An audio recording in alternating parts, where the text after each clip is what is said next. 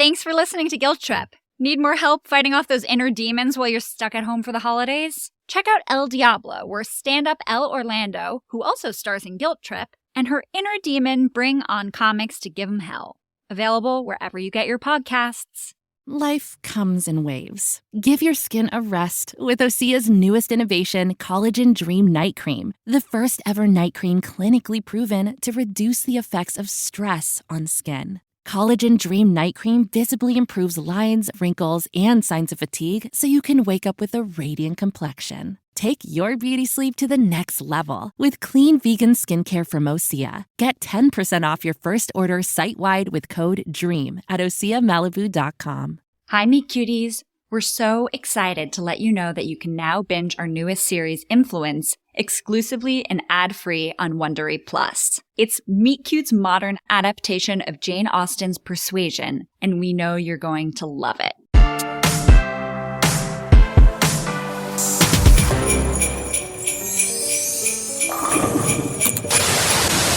And we are only 90 minutes away from the new year. The countdown is officially on.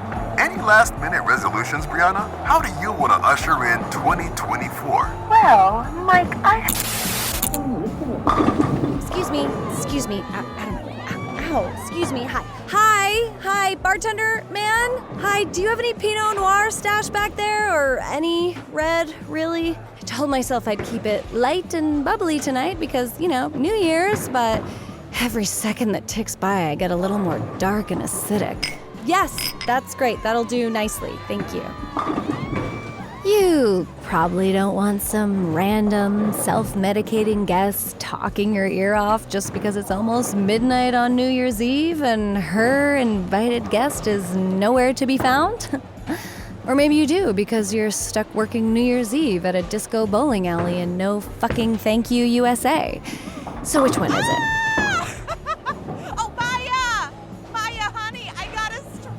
That's great, Mom! All those lessons are really paying off. Yeah, you can pour way more than that. Tabs under Maya Mitchell, former flight attendant and current grounded bird, so just keep them coming. I'm gonna take your polite silence as an invitation to just keep talking. I get it. You don't want to encourage me in case I'm a lunatic, but you're also intrigued by the prospect of a juicy tale of woe. And listening to me means you don't have to pretend to be busy cutting up limes for that frozen marg machine. So, it's kind of a win-win, isn't it? I mean, drinking week-old wine out of a plastic cup really does make you reflect on your life choices, huh?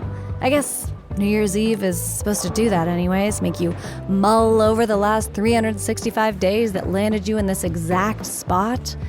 You're probably looking at me like, why is this girl not at some swanky rooftop party in a sequin mini dress drinking a French 75 out of a dainty coupe? I mean, instead, she's at Betty's Bowl and Disco wearing rented clown shoes and sipping a rancid Pinot. Oh, no offense. I'm not really a resolution girly myself. I hate the gym as a concept. Oh, I love cheese and gossip. So resolutions don't really work for me, at least not in the traditional sense.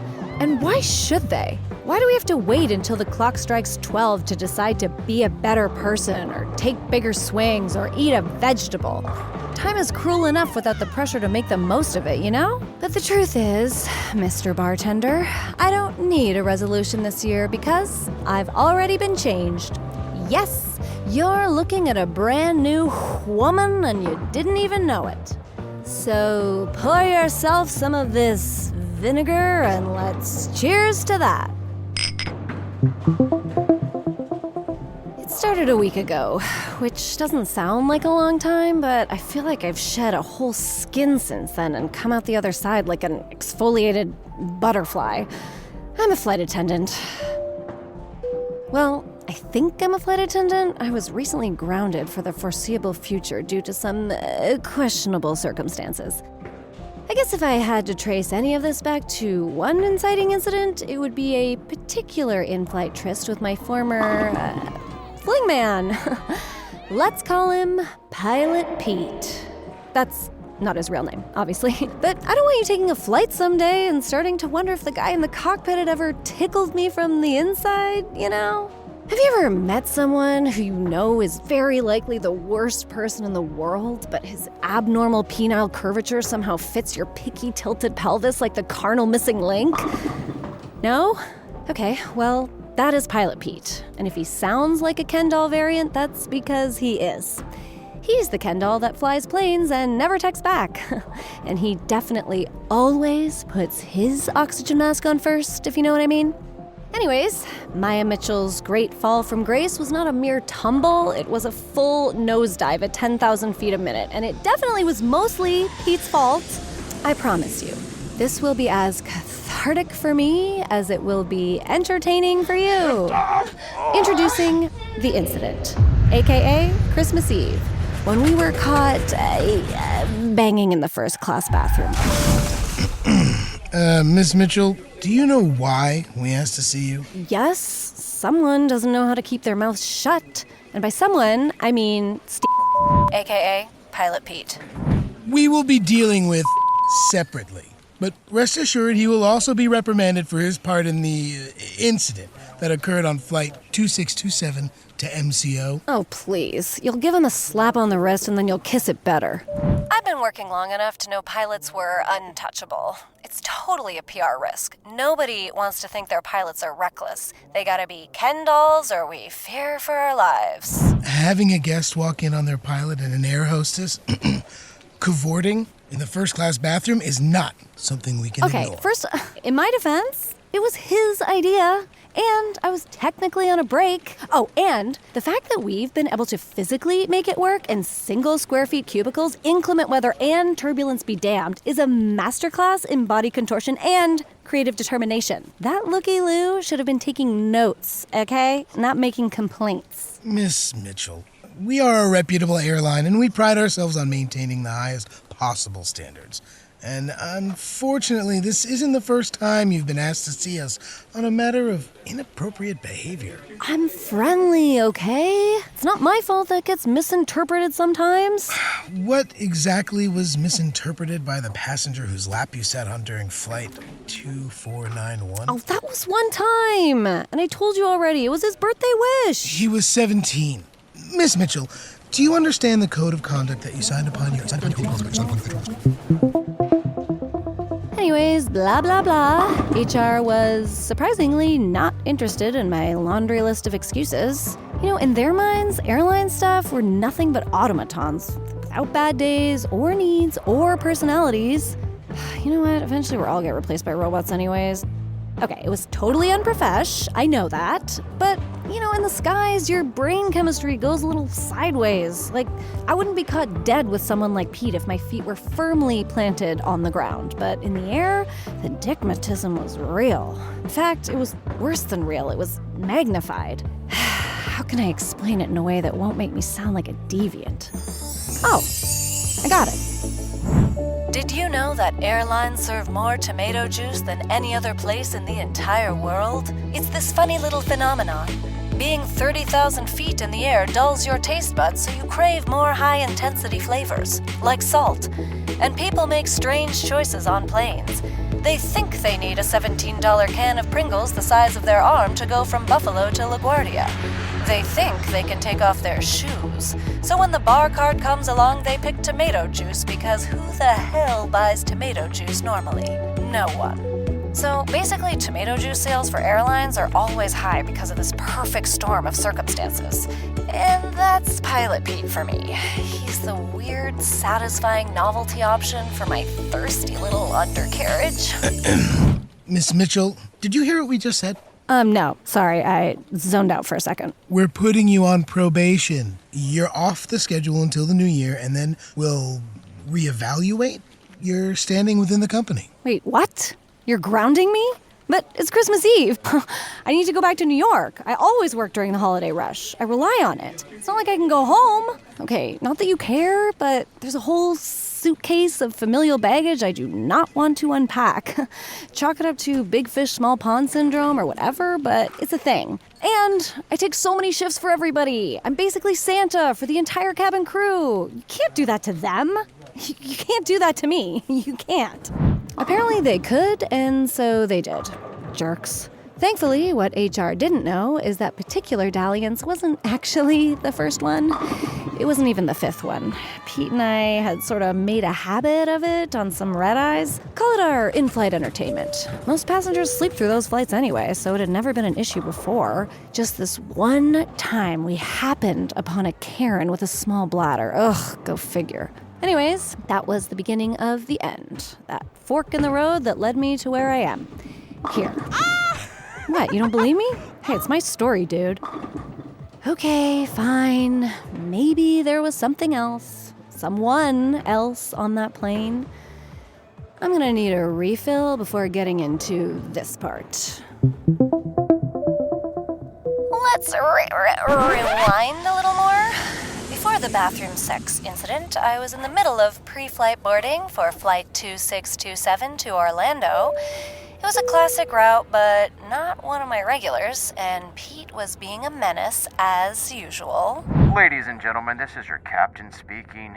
Could a gorgeous flight attendant by the name of Princess Peach please make her way to my cockpit? The cockpit? It might sound kind of cute, but trust me, the reason he calls me that would land me in HR. Again. What the hell do you want? You know it's chaos out there. Some guy is trying to stash 7 lightsabers under his seat. How did he even get those on the plane? What about 1900 hours? Can you squeeze in a little breaky then? Ugh. I'll think about it. I'm sure you're asking yourself, Maya, why would you even entertain the idea while on the clock? Why not wait until you land and go to some 2-star hotel and just bang it out then? Firstly, I wasn't actually thinking of taking him up on the offer that time, and secondly, that's not how it works. Remember the tomato juice analogy? The brains on planes fall mainly insane. But the real reason I did the stupid thing that caused the stupid probation that led to me being stuck at this stupid bowling alley with my mother was the person sitting in 12C. Vernon? Vernon Wells? It was like seeing a ghost. Hadn't seen the guy since university. Specifically that first Thanksgiving home when I cold turkey dumped him. And before you judge me for that, that's what you do when you're 18 and ready to take on the world.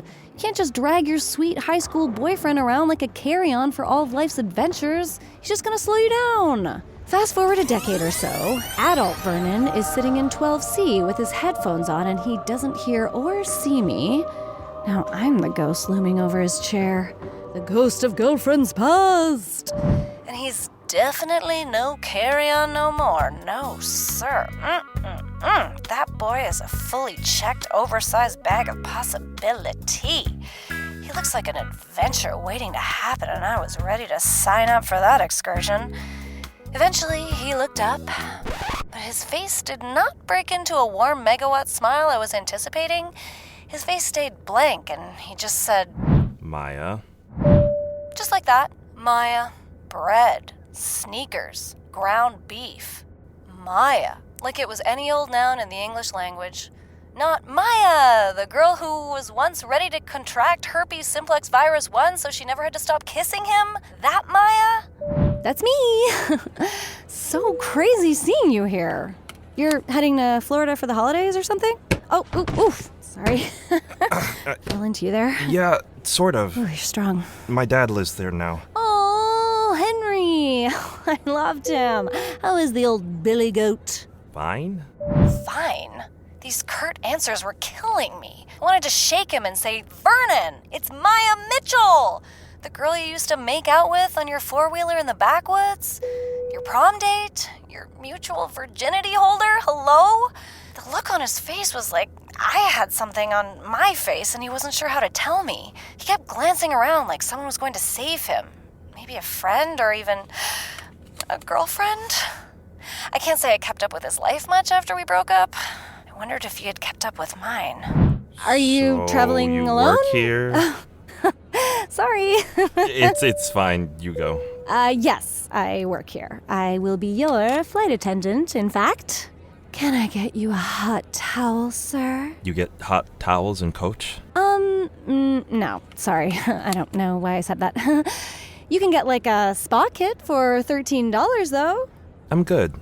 Absolute wreckage. I cannot explain to you what my mind or body was doing at that moment, but it was choking on embarrassment. We were still on the ground awaiting takeoff, so I couldn't exactly blame it on the altitude either. But something in that moment, seeing him all grown up and haughty and totally indifferent towards me, started to get some ideas. Some very naughty, mostly desperate, but potentially very hot ideas. Good evening, ladies and gentlemen, but mostly Vernon Wells in 12C. On behalf of Maya Airlines, it is my pleasure to welcome you aboard Flight 2627 with service to Florida. I will be available to service you personally. As long as you're in seat 12C and name Vernon Wells, you have my full and undivided attention. Please keep your seatbelt fastened for the duration of this trip down memory lane and ensure all previous emotional baggage is safely stored in the overhead bins. We are so happy you chose Maya Airlines for your travel today. We know you'll have a satisfying flight. Okay, before we get into the Maya tries to sex her ex plotline, are there any questions? I feel like I'm info dumping here. So, okay, to recap, this Florida route brought all the boys to the yard, specifically Vernon, my high school ex sitting in 12C, Maya. and Pete, my stupid fling that landed me on HR's no-fly list. By the name of Princess Peach, please. Let me tell you a little bit more about Vernon. First of all, unlike Pilot Pete, that is his real name, Vernon Wells. It's French and translates to some sort of mid-century country rascal. It's giving Timothy Chalamet's son, Michael Cera Moon, with a rising heap of sex appeal. Do you follow me? If I were a cartoon character faced with a choice, Pete would be that devil on my shoulder with a vape pen and handcuffs. Can you squeeze in a little breaky then? Bleh. And Vernon would be the little angel baby wrapped in a white downy feathered loincloth. Maybe that's just some rose-colored hindsight talking, but Vernon had always been this heart-shaped cookie in my mind. The kind you don't even want to eat because it's so nice. As a teenager, nice can only get you so far. Nice has an expiration date when you've got the world's buffet in front of you. Now, the only thing I could think about was swallowing this heart-shaped cookie whole. Maybe the altitude started tugging at my nostalgia, or maybe one too many holiday movies had caused a pheromonal trigger inside me, but I had this vision of us enacting this perfect meet-cute. An old flame, a night flight, us soaring over the dotted lights of the Eastern Corridor. I didn't want the flight to end. We had so much ground to cover. Hello, stranger. Maya. Mayo, soccer, garbage bag. Looks like you got an empty seat beside you. And no, I totally didn't upgrade someone to make sure you were sitting alone. You're welcome. You did what? Nothing. I was just thinking. It's not every day someone from your past gets airdropped right in front of you, and we should really make the most of it. I hope I'm not being too forward, but I snuck us a couple whiskeys. You know, like old times. Are you still a Jack and Ginger guy? Sorry, Maya, what are you doing? Oh, are you sober now? Keto? Vegan? I can find basically anything in the back. We're super dietary friendly. No, I'd like to watch the Barbie movie in peace, please. No way! No, this is such a rare twist of fate. The stars are aligning. We have to celebrate. Don't tell me your mind hasn't been racing with ideas since we caught eyes at pre-boarding. I just want to get to Florida to see my family, Maya. I'm not interested. Wow. Okay. I know the hard-to-get play when I see it. You are really committing to the bit, and I can totally work for it. In about an hour, after the snack cart rolls by, I'll be waiting in the back left bathroom with this little skirt down to my ankles. And I promise it will not be like old times. Hey, what the hell are you doing, Maya? What? I'm warming us up. I don't want to have a drink with you. I don't want to do any of that. I want you to go, please. What? Go? Go where? We're stuck here, baby. Might as well make the most of it, if you know what I'm saying. I bet you've learned some new tricks since high school. Wanna show me? No! Okay, this is not exactly lining up with my fantasy, Vernon. You haven't changed at all, Maya, have you? No new tricks up your sleeve, huh? You're the exact same person I knew back then. I'm not letting you use me. Use you? What are you talking about? If you come to my seat again, I will report you. Report me for what? Miss Mitchell, not only were you caught engaging in inappropriate behavior in the restroom, but there's been a secondary complaint regarding unwanted sexual advances from another passenger. What? You'll be hearing from us in the new year about next steps. It was total sabotage. Gifting Vernon a free drink and some of my best flirty moves was not grounds for grounding. Dear bartender, I was not going to let some old fling tell me I was a terrible person who uses people. And I certainly wasn't going to spend the holidays being guilt-tripped by some guy I hadn't seen since Facebook let you poke people. No, I was going to prove Vernon wrong. And I knew exactly how.